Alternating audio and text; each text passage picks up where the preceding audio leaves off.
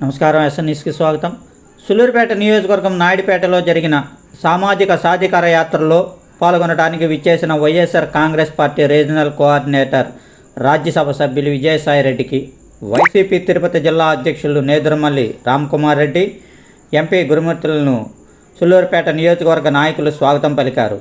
ఎన్డీసీపీ CB chairman Kamireddy Satyanarayana Reddy, YCP Tirupati జిల్లా ప్రధాన కార్యదర్శి ఒట్టూరు కిషోర్ యాదవ్ వారికి శాలువాలు కప్పి పుష్పగుచ్చాలతో స్వాగతం పలికారు.